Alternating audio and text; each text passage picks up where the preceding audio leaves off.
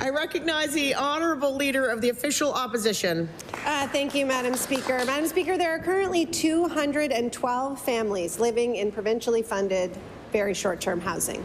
That's 212 Nova Scotian families living in cramped hotel rooms. These spaces lack kitchens to prepare meals, privacy for parents to decompress and regroup, and spaces for kids to play or do their homework. No family should have to live in a hotel room in this province. Does the minister think these conditions are acceptable for families? I recognize the Honourable Minister of Opportunities and Social Development.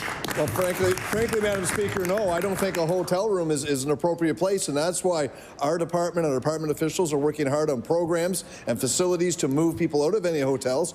It's better than living in a short-term shelter, but we want to make sure we have more supportive housing, more affordable housing, like the Rose, which we invested in. It's a great facility. It's got a playground, it's got a gym, it's got kitchens, multiple bathrooms for larger families. We need more supports and more facilities like that, and that's why we're working with our service providers across Nova Scotia to make sure we have places for families to go, so we'll no longer need to have hotels, Madam Speaker. Thank you.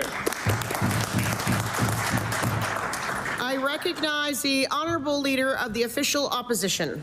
So sometimes we're thinking and trying and discussing, and sometimes we have to make it happen right away, because I'll remind the minister there are 212 families who are not at the Rose, who are living in hotel rooms.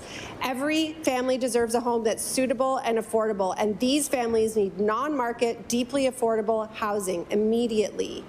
Not only is this not being built with the urgency and speed required, but now the government is about to allow landlords to begin the eviction process just 3 days after rent is late.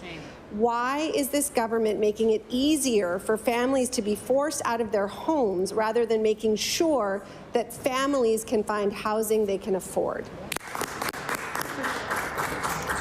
I recognize the Honourable Minister of Growth and Development. Thank you very much, Madam Speaker. And I'd like again to correct the record regarding eviction notices, Madam Speaker. When a tenant is faced with an eviction notice, the clock stops when they file an application for the residential tenancy program. So I encourage the member to share the entirety of the program changes, Madam Speaker. We know that the solution to the housing challenges we're seeing in our province is more supply, Madam Speaker. We believe in the community housing sector. We are making investments, working with them, Madam Speaker, increasing our investment 10 times over the last number of years. We believe in building more public housing, Madam Speaker. We believe in utilizing the portfolio of the existing public housing to its entirety, ensuring that overhousing is being addressed, Madam Speaker.